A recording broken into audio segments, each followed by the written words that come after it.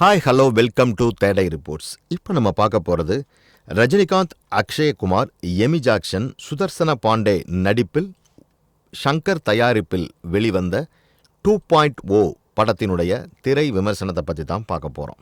தன்னுடைய சபல புத்தியால் அழிவு சக்தியாக மாறிய எந்திர மனிதன் சிட்டியை எந்திரன் பார்ட் 1 படத்தில் பார்ட்டாக கலட்டி போட்ட டாக்டர் வசீகரன் எந்திரனுடைய இரண்டாம் பாகமான 2.0வில் அதனை ஆக்க சக்திக்காக சிட்டியை மீண்டும் உருவாக்கி சிட்டுக்குருவிகளினுடைய அழிவுக்கு செல்போன்களும் அதை பயன்படுத்தும் மனித குலமும் தான் காரணம் என செல்போன்களையும் மனித குலத்தையும் அழிக்க முற்படும் வில்லனையும் அவனது ஆட்களையும் அழித்தொழிக்கும் கருவே 2.0 படத்தினுடைய கதை கருவாக அமைந்துள்ளது. இன்றைய அறிவியல் உலகத்திற்கு அப்பாற்பட்ட ஒரு மிக பயங்கரமான பயமுறுத்தலுடன் கூடிய பேரழிவுக்கு பின் அரசாங்கம் அறிவியல் அறிஞர்களினுடைய உதவியை நாடி தீர்வு காண களம் இறங்குகிறது.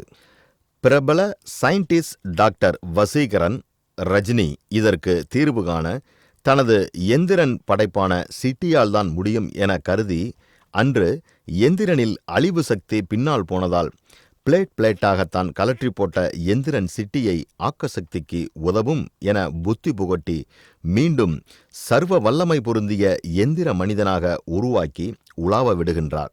கூடவே அந்த அறிவியல் உலகத்திற்கு அப்பாற்பட்ட அதிபயங்கர பயமுறுத்தலுக்கு காரணம் இறந்து போன அக்ஷயகுமாரின் ஆரா எனப்படும் நெகட்டிவ் தாட்ஸ் தான் என்று கண்டுபிடிப்பதோடு அக்ஷயும் 1996க்கு பிறகு சிட்டுக்குருவிகளின் அழிவுக்கு காரணம் சட்டத்தின் கண்களில் மண்ணை தூவிவிட்டு செயல்பட வைக்கப்படும் செல்போன் டவர்களினுடைய கதிர்வீச்சு என்ற ஒரு விஷயம் தெரிய வருகிறது.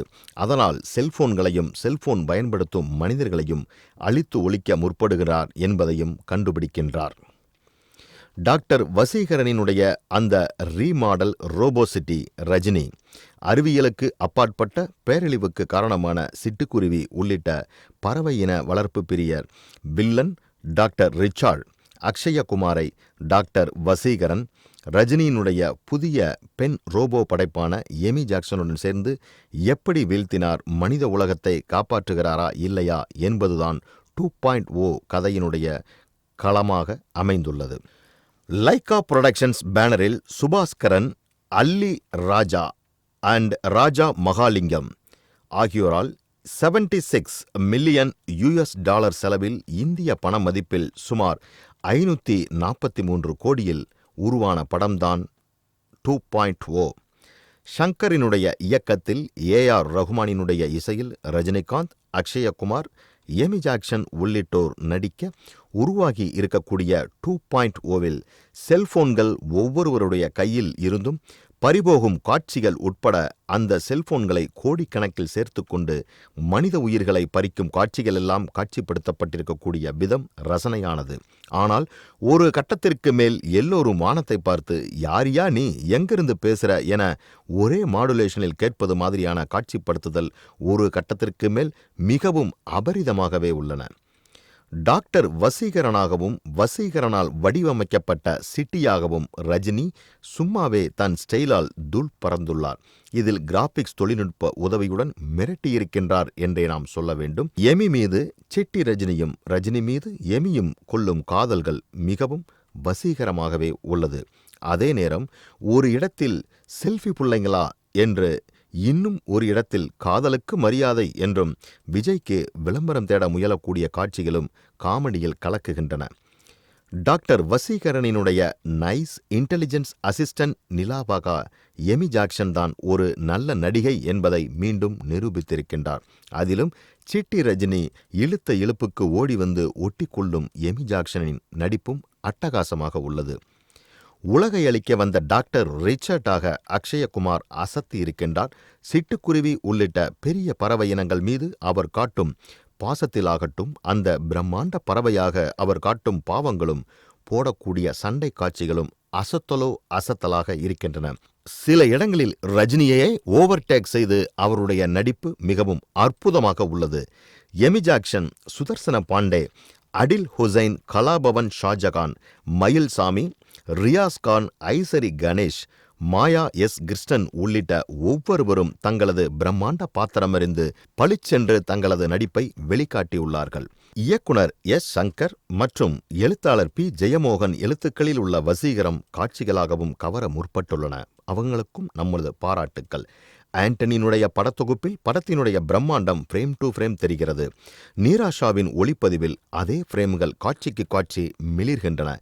ஏ.ஆர். ரஹ்மானினுடைய இசையில் மதன் கார்கியும் மறைந்த பாடலாசிரியர் நா. முத்துக்குமாரும் எழுதிய ராஜாளி, புலி நாங்கள், எந்திரலோகத்து சுந்தரியே உள்ளிட்ட பாடல்களும் அவை படமாக்கப்பட்டுள்ள விதமும் வசீகரம். ஆனால் படம் முடிந்தபின் புரமோஷன் சாங்காக சுந்தரியே பாடல் ஒளிப்பது மிகவும் அற்புதமாக உள்ளது. ஏ.ஆர். ரஹ்மானினுடைய பின்னணி இசை படத்திற்கு மேலும் ஒரு பிரம்மாண்டத்தை சேர்த்துள்ளது என்றே நாம் சொல்ல முடியும். சங்கர், ரஜினி, ரகுமான் மூவருடன் படத்தில் காட்சிக்கு காட்சி இடம் பிடித்திருக்கக்கூடிய பிரம்மாண்டம் தொழில்நுட்பத்தினுடைய பலமாகவே இங்கு கருதப்படுகின்றது. சங்கரினுடைய இயக்கத்தில் ஹாலிவுட் படங்களுக்கு இணையான சயின்ஸ் ஃபிக்ஷன் மற்றும் சஸ்பென்ஸ் ஸ்டோரி படமாக வந்திருக்கின்றது 2.0. செல்போன் வைத்திருப்போரையெல்லாம் டார்கெட் செய்து படத்தினுடைய ஆரம்பத்தில் ஒவ்வொருவர் கையிலிருந்தும் செல்போன்கள் பிடுங்கப்பட்டு அவை ஒரு அமானுஷ்யமாக உருவமாக ஒன்று சேரும் காட்சியில் தொடங்கி கை நிறைய எந்திர துப்பாக்கிகளுடன் ரஜினி எதிரிகளை துவம்சம் செய்வது, அந்த ராட்சச பறவை கெட்டப்பில் வில்லன் அக்ஷயகுமாருடன் சிட்டி ரஜினி ஃபுட்பால் கிரவுண்ட் உள்ளிட்ட இடங்களில் மோதும் காட்சிகள், ஆரம்ப செல்போன் டவர் தூக்கும் காட்சி உள்ளிட்டவை சங்கரினுடைய பிரம்மாண்ட இயக்கத்திற்கு மிகவும் சாட்சியாகவே அமைகிறது. மற்றபடி நம்ப முடியாத வித்தையெல்லாம் காட்டியிருக்கக்கூடிய 2.0, மனிதன் இறந்த பிறகும் உலாவரும் நெகட்டிவ் தாட்ஸ், ஆரா அப்படி இப்படின்னு ரஜினி ஜோராக பிரசங்கம் செய்வது சற்றே போராக இருந்தாலும் படத்திற்கு தேவையான காட்சியாகவே அமைந்துள்ளது. மொத்தத்தில் ரஜினி ரசிகர்களுக்கும் ரசிகர்களை காட்டிலும் சிறுவர் சிறுமியருக்கும் பிடிக்கக்கூடிய வகையில் பிரம்மாண்டமாக காட்டியெடுக்கப்பட்டிருக்கிற படம்தான் எந்திரன் 2.0. இந்த மாதிரி சினிமா செய்திகளை உடனுக்குடன் தெரிந்து கொள்ள தேர்ட் ஐ ரிப்போர்ட்ஸை பாருங்க. கமெண்ட் பண்ணுங்க, லைக் பண்ணுங்க, சப்ஸ்கிரைப் பண்ணுங்க, ஷேர் பண்ணுங்க.